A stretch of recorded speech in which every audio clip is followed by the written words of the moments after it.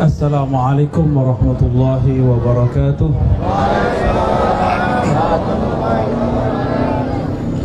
Alhamdulillah rabbil alamin, hamdal hamidin, hamdal mustaghfirin, hamdan yuafi ni'amahu wa yukafi'u mazidah. Amma ba'du. Bapak Ibu, sahabat-sahabat yang bukan Allah,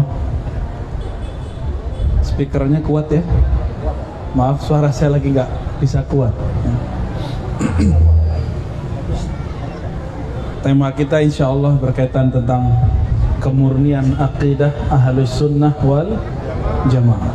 Ini request dari dokter di samping saya, namanya Dr. Tahir, ingin mentahharahkan semua akidah yang rusak. Amin ya rabbal alamin. Suatu kali dalam hadis Imam Bukhari, datang seorang sahabat namanya Abu Musa al-Ash'ari dan orang kampungnya dari Yaman, Bani Ash'ari, bertanya kepada Rasulullah, "Ya Rasulullah, kaifa kana Rabbuna?" Allah itu hakikatnya bagaimana? Itu pertanyaannya. Ini pertanyaan tauhid. Kaifa kana, bagaimanakah adanya? Ini pertanyaan hakikat. Bagaimana sebenarnya Allah itu? Lalu baginda Nabi SAW menjawab, Kana Allah wa la syai'a ma'ah. Kana Allah wa la syai'a ma'ah. Coba baca sama-sama. Kana Allah wa la syai'a ma'ah. Hadis sahih Al-Bukhari. Allah sudah ada dan tidak ada sesuatu pun bersamanya.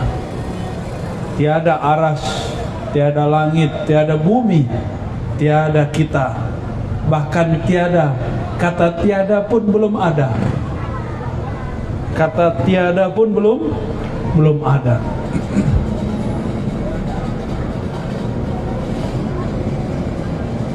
Apabila Allah ada dan tiada sesuatu pun bersamanya, maka setelah ia menciptakan makhluknya, ia tetap dalam kesendiriannya. Itulah ayat yang turun di ayat pertama surat Al-Ikhlas, Qul huwallahu ahad. Katakanlah hai Muhammad, dia Allah itu ahad. Ahad artinya dia maha sendiri. Beda dengan sebagian abang-abang dan kakak-kakak ini ya, sendirinya sendiri jomblo. Kalau Allah itu bukan maha jomblo. Allah disebut sendiri, itu menunjukkan kesempurnaannya. Kenapa Ustaz Tahir ini menikah? Karena dia kesepian kalau sendiri. Dia tidak sempurna kalau sendiri. Dia merasa lemah kalau sendiri. Allah Ta'ala tidak butuh siapa-siapa, maka dia tidak perlu punya pasangan. Dia tidak perlu tempat duduk. Dia tidak perlu arah. Tidak perlu tahayyuz menempati apapun. Dia dulu sendiri, maka setelah menciptakan makhluk tetap sendiri. Ya. Jadi akidah kita, akidah Ahlus Sunnah, Allah itu qadim, maha awal, tidak pernah berubah keadaannya. Tuh yang mesti diyakini. Kalau ada orang berkeyakinan bahwa Allah Ta'ala jika tidak berada di atas arsy berarti tidak ada, maka kelompok ini disebut kelompok Mujassim. Apa nama kelompoknya? Mujassim itu membendakan Allah. Bagi mereka segala yang wujud mesti bertempat. Itu nggak benar. Yang benar setiap benda mesti bertempat. Tidak semua wujud mesti bertempat. Allah wujud, tempat belum ada. Allah wujud, tempat belum ada. Makanya dari kecil kita berdendang, Allah wujud kidam baqa. Allah wujud sebelum ada tempat, belum ada waktu, hanya ada Dia, Sang Pencipta waktu. Mulai kepalanya panas ya, udah tempatnya panas, orang Medan panas, nggak apa-apa sesekali biar panas ya. Itu kalau telur ditaruh di kepala langsung mateng tuh kayaknya. Abu Musa al-Ash'ari radhiyallahu ta'ala anhu ini punya keturunan namanya Abul Hasan al-Ash'ari. Imam Abul Hasan al-Ash'ari. Ini keturunan cicit beliau. Karena masih darah ulama sahabat dan di dalam darahnya mengalir ketauhidan, beliau kemanapun pergi, nur dalam darahnya tetap memanggil untuk kembali kepada Allah Subhanahu wa ta'ala. Ada orang ngomong begini, kamu mazhab Syafi'i, kenapa tidak berakidah Syafi'i? Bener, ada yang ngomong begitu. Beneran ya? Pernah dengar gak? Kamu bermazhab Syafi'i, kenapa tidak ikut Imam Syafi'i? Imam Syafi'i kan gak ikut Asy'ari. Wah, kalau saya ketemu orang begini, saya tepuk tangan. Kenapa saya tepuk tangan? Berarti dia tidak mengerti sejarah. Apa kata dia tadi? Syafi'i kan tidak ikut Asy'ari. Betul, Anda benar. Karena waktu Imam Syafi'i ada, Imam Asy'ari belum lahir. Ya, kalau Anda mengatakan Syafi'i ikut Asy'ari, itu namanya bahlul majnun kamil. Ya, paham? Imam Asy'ari itu baru lahir diperkirakan 255 sampai 660 Hijriah lahirnya. Oke, Imam Syafi'i lahir tahun 150 Hijriah, wafat tahun 204 Hijriah. Imam Syafi'i wafat, Imam Asy'ari belum lahir.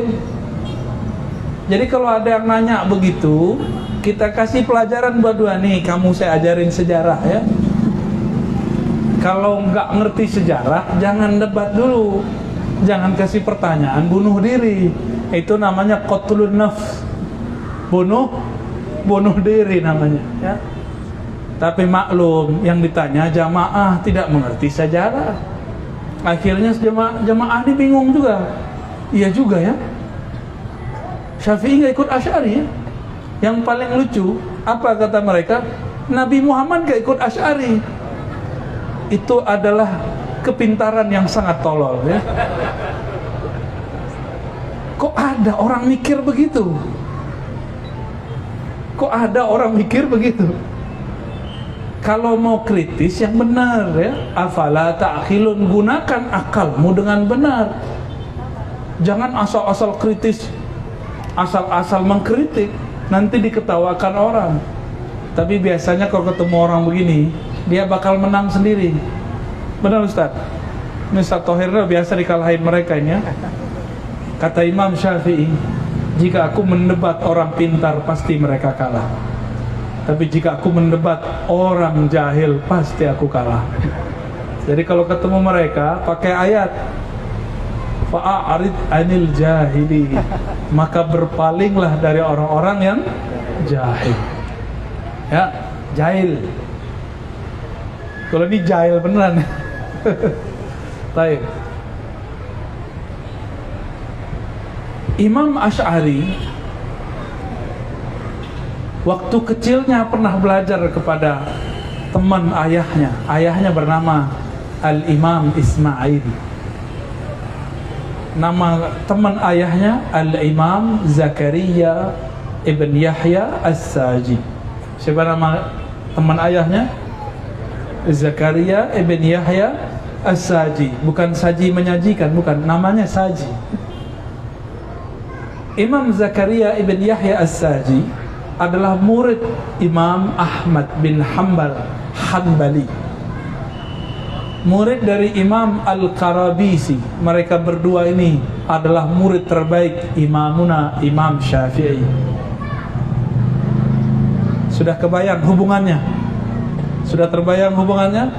Jadi kecilnya Imam Asy'ari berguru kepada murid dari muridnya Imam Syafi'i. Lalu ayahnya meninggal, Syekh Ismail meninggal. Dulu karena ibunya masih muda, maka dinikahkan oleh orang tuanya, kakeknya Asy'ari kecil, dengan seorang imam. Tapi bukan imam Ahlus Sunnah, imam kelompok lain, namanya Abu Ali Al-Jubai Al-Mu'tazili. Akidahnya Mu'tazilah. Mu'tazilah ini gak percaya takdir, Qadariyah. Mu'tazilah itu meyakini pelaku dosa besar kalau mati belum tobat masuk neraka kekal. Kalau Khawarij, pelaku dosa besar walaupun cuma beda coblosan politik, kafir. Kalau Mu'tazilah, beda politik, fasik. Tapi kalau mati sama dengan Khawarij, sama-sama kekal dalam neraka. Maka akidah ini berbahaya kalau berkembang. Imam Ahmad, kakek gurunya Imam Asy'ari, itu disiksa oleh kelompok Mu'tazilah. Yang sekarang di kampus para profesor salah faham, dikira Mu'tazilah itu kelompok pembebasan akal. Bukan, Mu'tazilah itu kelompok yang mengebiri akal. Cuma karena berbeda masalah Quran makhluk tidak makhluk, itu imam-imam disiksa. Bahkan seorang imam namanya Ahmad bin Nasr disalib dan tidak diturunkan sampai 7 tahun. Kayak gitu ajarannya masuk akal gak? Imam Ahmad ditelanjangi sarungnya. Dulu orang pakai sarung, dicopot sarungnya. Untung beliau seorang wali Allah, dia berbicara kepada sarung, "Ya izari ittaqillah." Wahai sarungku, takutlah kepada Allah. Maka naik sarung, gak pernah lepas lagi sampai meninggalnya. Gak pernah lagi ada orang melihat aurat beliau. Imam Ahmad bin Hanbal. Imam Asy'ari berguru kepada murid beliau, Imam Zakaria As-Sajid. Ketika ibunya menikah dengan Abu Ali Al-Mu'tazili, Al-Jubai Al-Mu'tazili, berubah akidah dia sebentar menjadi akidah Mu'tazilah. Kata orang Mu'tazilah, Allah itu selalu berbuat baik, takdirnya selalu baik, nggak ada takdir buruk. Allah kalau mencipta ada tujuan. Dibantah oleh para imam. Yang pertama membantah anak tirinya sendiri, yaitu Abul Hasan Al-Asy'ari. Terjadilah perdebatan antara ayah tiri dan anak tiri. Ini bukan masalah tiri-tirian, tapi karena masalah perbedaan pemahaman. Maka bertanyalah Abul Hasan Asy'ari kepada Abu Ali Al-Jubai. Ikutin pertanyaannya. Wahai ayahanda. Enggak, saya aja yang baca. Ikutin kalimatnya dalam hati ya. Ada 3 orang. 1 kafir, 2 mukmin, 3 anak kecil. Mati. Orang kafir masuk mana? Masuk? Orang mukmin masuk mana? Surga. Anak kecil masuk mana? Surganya tinggi nggak? Anak kecil meninggal. Anak kecil meninggal amalnya banyak nggak? Sholatnya main-main, ya main sikut-sikutan. Anak kita kalau sholat gimana? Sikut-sikutan nggak? Ya itu anak-anak tuh kalau sholat masih ngobrol. Ntar makan durian di ucok ya. Masih begitu. Gimana dia mau masuk surga? Maka dia masuk surga bukan karena sholatnya, tapi karena dia masih tahir. Disebut lagi nama antum tadi. Masih belum mumayyiz, belum baligh. Maka bertanyalah Imam Asy'ari, wahai ayahanda, di manakah orang kafir jika mati? Dijawab, finnar, masuk neraka. Orang mukmin di mana? Surga. Surganya tinggi nggak? Oh tinggi. Kalau anak kecil di mana? Anak kecil surganya paling rendah. Oke. Maka bertanyalah Imam Asy'ari. Nanti anak kecil akan bertanya, ya Allah, kenapa engkau taruh aku di sorga paling rendah? Kan aku belum pernah maksiat. Apa jawaban ayah tirinya yang berakidah Mu'tazilah.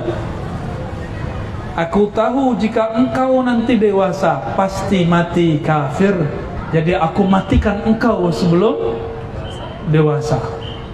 Wah, Imam Asy'ari dalam hati tepuk tangan. Hore, jurus pertama masuk.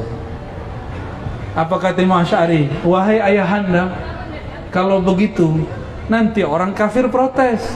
Ya Rob, kenapa engkau matikan aku dalam keadaan sudah dewasa dan aku kafir? Kenapa engkau tidak matikan aku sedari kecil seperti yang nomor 3? Bengong deh, nggak bisa jawab. Abu Ali Al-Jubai kaget, kenapa anak tirinya bisa mengalahkan dia. Paham ceritanya? Jadi bagi si Mu'tazilah ini, Allah selalu berkehendak baik. Takdir Allah itu baik. Allah tidak menciptakan keburukan. Yang buruk-buruk yang menciptakan bukan Allah. Berarti ada pencipta selain Allah. Ini berbahaya. Bahaya nggak? Saya mau tanya, maksiat ada izin Allah nggak di situ? Serius? Yang benar, maksiat ada izin Allah nggak di situ? Tadi ada yang bilang enggak. Coba tes lagi, maksiat Allah izin nggak? Serius? Wah, ridho deh. Masjid Ar-Ridho. Soalnya beberapa majelis kita tanya begitu, bilang oh, Allah nggak izin. Berarti ada yang mengizinkan maksiat selain Allah di muka bumi. Berarti ada Tuhan selain Allah di muka bumi. Bagi Allah itu taat dan maksiat itu sama. Ada orang taat, fawailul lil musallin, celaka bagi orang sholat karena sok dengan sholatnya. Ada Allah rahmati orang yang maksiat jika dia taubat. Maka dipanggil di Quran, wahai orang beriman, tubu ilallah taubatan nasuha, bertaubatlah kepada Allah dengan taubat yang tulus. Bahkan disebutkan innallaha yuhibbut tawwabin, Allah cinta orang tobat. Orang tobat itu pemaksiatnya tadinya. Berarti kalau dibahasakan lugas, wahai pemaksiat, Allah tetap cinta kamu jika kamu tobat. Berarti maksiat itu bisa jadi baik kalau kita tobat. Jangan dipotong, ya. Maksiat itu bisa jadi baik kalau itu langkah toh. Siapa yang ngomong? Allah sendiri yang ngomong. Hadis qudsi.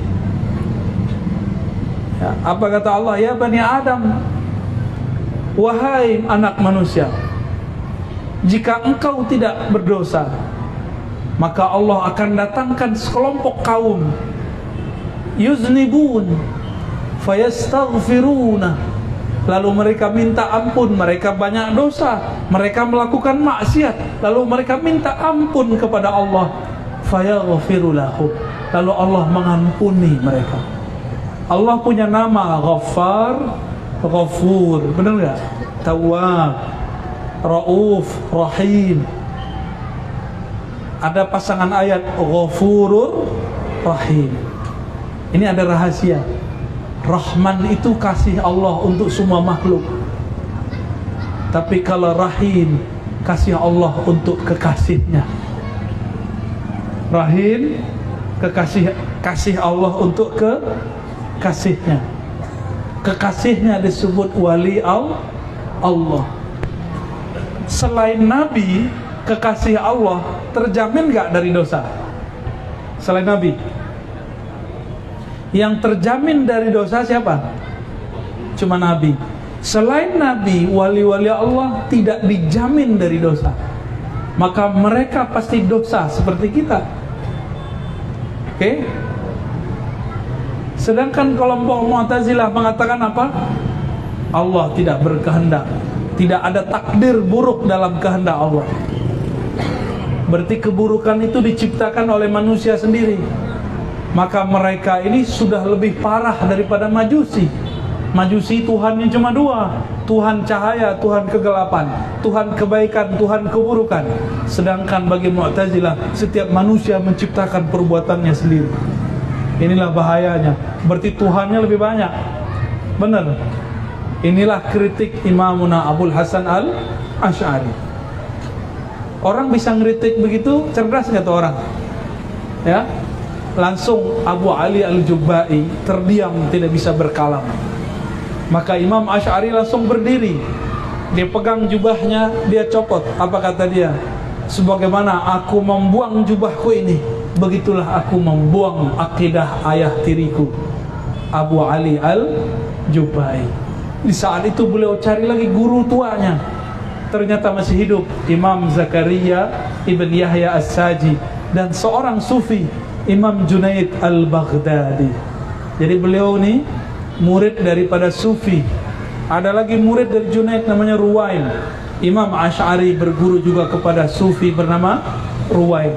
Itulah alasannya kenapa akidah Ahlus Sunnah sangat akrab dengan kelompok sufi tarekat. Dan itu jugalah sebabnya kenapa jika ada orang membatalkan akidah Asy'ari, dia juga akan membatalkan akidah sufi. Karena akidahnya sama. Alhamdulillah orang-orang di negeri kita dulu banyak ngaji ke Mekah. Yang diambil mungkin yang masyhur cuma ilmu zikirnya, tapi mereka dulu mengambil semua.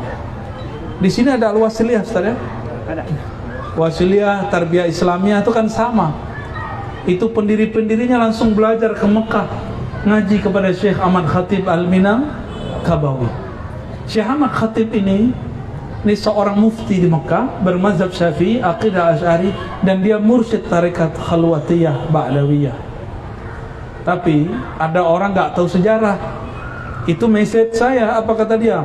Kami ikut Ahmad Khatib As-Salafi. Nah, dari mana namanya As-Salafi?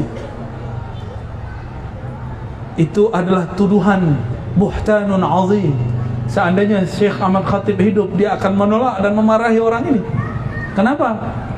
Dalam ajaran Salafi, tawassul boleh atau tidak? Syirik atau tauhid? Antum kayak takut, dia kenceng dong. Itu kelompok apa? Oke. Syekh Ahmad Khatib, pembukaan kitabnya itu bertawassul, penutup kitabnya bertawassul tentang kitab waris. Bijahin Nabi sallallahu alaihi wasallam, dengan tuah Nabi. Ada enggak Wahabi Salafi bertawassul bijahin Nabi, dengan tuahnya Nabi sallallahu alaihi wasallam? Ada enggak? Enggak ada. Jadi jangan mencatut-catut imam kita lah, ya. Kalau ente kekurangan imam, cari sendiri. Ya. Itu imam kita. Pendiri-pendiri bangsa ini dulu berguru kepada beliau, Syekh Ahmad Khatib Al-Minangkabawi. NU ada Syekh Hashim Asy'ari, Muhammadiyah ada Ahmad Dahlan. Itu langsung ngaji kepada beliau di Mekah, langsung belajar. Kalau nanti di tengah jalan ada berubah, ya itu urusan kelompok-kelompok sekarang lah ya. Tapi imamnya sama. Maka saya cinta kepada dua kelompok besar ini, walaupun di lapangan mereka nyontok-nyontokan juga ya. Al-Wasiliyah apalagi 11-12 sama Perti, ya sama nggak? Sama. Maka nanti saran saya, jika Ahlus Sunnah pengen kuat, jangan terjebak pada kelompok nama. Kita kembalikan, oh Wasiliyah akidahnya apa? Sama dengan Perti, Tarbiyah Islamiyah, sama dengan NU, sama dengan Muhammadiyah awal, sama dengan NUI, sama dengan ulama-ulama yang dulu membawa ini sebelum ada istilah dan nama itu. Oleh karena itu, saya mengajak para asatidz, mari di masjid-masjid diajarkan lagi sifat 20. Mau nggak Bapak Ibu belajar ke ustadz-ustadz kita? Belajar sifat 20. Yang benar belajarnya pakai kitab, jangan ngarang-ngarang sendiri. Ngaji kok ngarang-ngarang sendiri, kayak udah bisa nulis kitab aja ya. Orang hebat itu bukan ngaji tanpa konsep. Orang hebat tuh ngaji ada konsep di depannya. Ya, benar nggak? Hafiz Quran aja harus tikrar. Masa ustadz ngomong terus nggak pakai teks? Seakan-akan wahyu turun lewat dia ya. Udahlah ustadz ya, para masyayikh ngajar, ayo kita hidupkan ngaji kita. Alhamdulillah Allah izinkan saya untuk buka kitab di mana-mana kecuali tabligh akbar. Nggak mungkin pakai kitab. Ya, nanti marah Ustaz Thahir ya. Khalas Ustaz. Hah? Fi as'ilah terjawab? Ya, silakan. Sedikit lagi biar ditambahkan masalah bid'ah ya, menyikapinya. Bid'ah. Waduh, itu beda mazhab tuh. Ini request, Dr. Thohir ini mau ngerjain saya nih. Ya. Mentang-mentang saya sesekali datang ke sini. Bid'ah. Apa itu bid'ah? Apa itu bid'ah? Ayo. Siapa yang benar kalau jawab bid'ah? Bid'ah apa? Yang nggak dikerjakan Rasul. Lah Nabi pernah takbir akbar begini nggak? Nggak pernah. Bid'ah dong ini. Nggak, keliru. Maaf, nilainya 4. Ada lagi. Bid'ah apa? Tidak ada dalilnya. Ya? Tidak ada dalilnya. Ini buat antum nih. Ntar ya, habis ngaji buat antum ntar.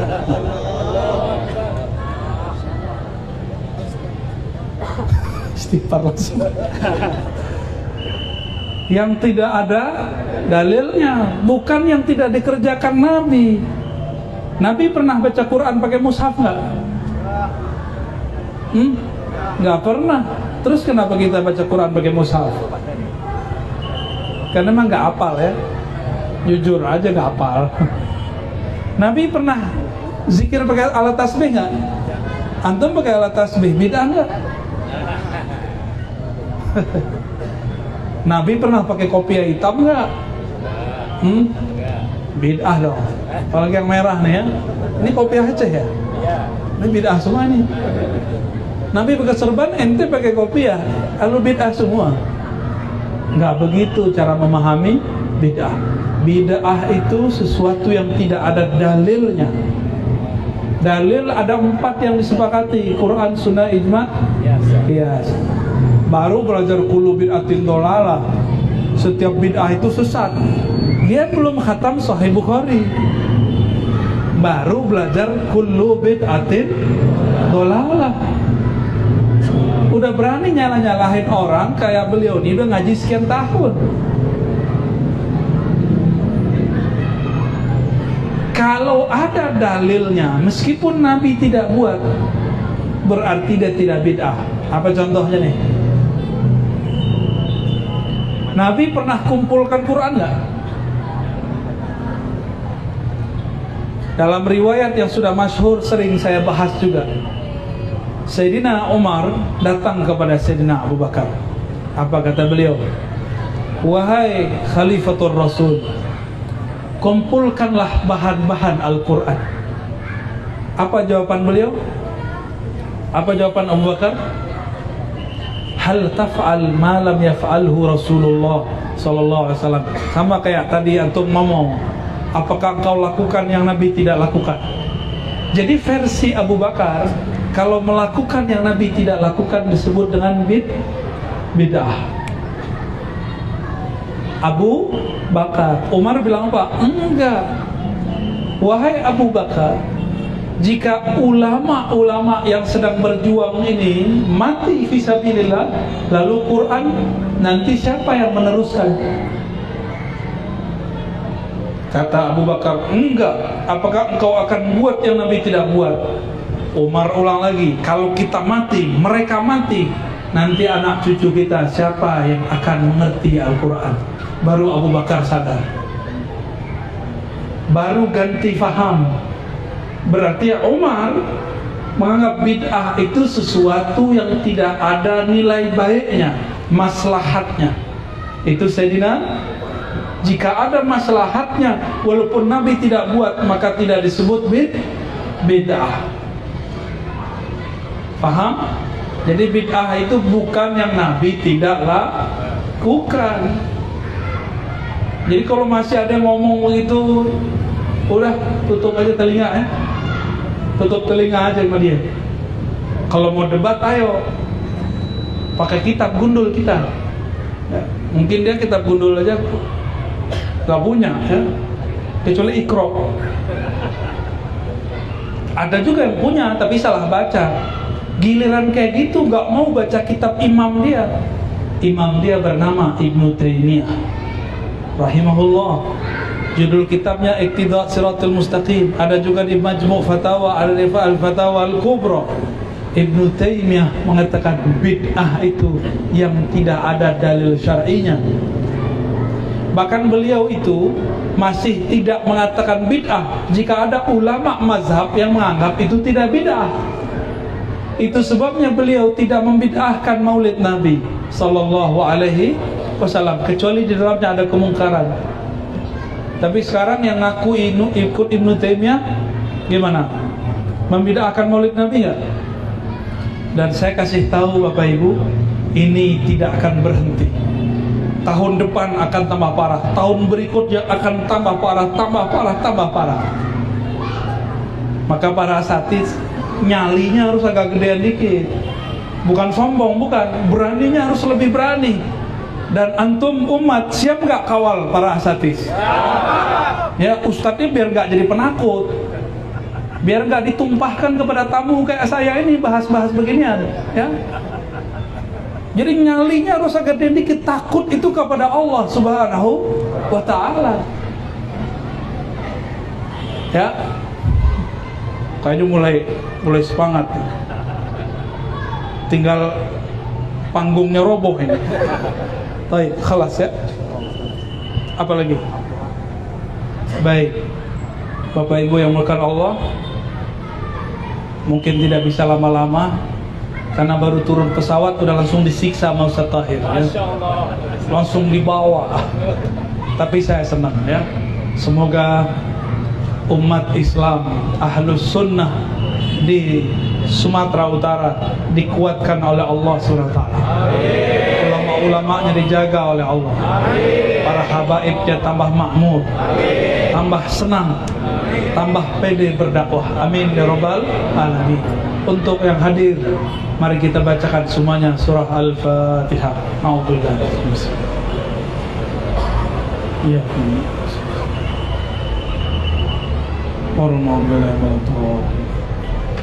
Mohon maaf tidak bisa lama-lama ya, kita tidak usah salaman ya. Ya, wasallallahu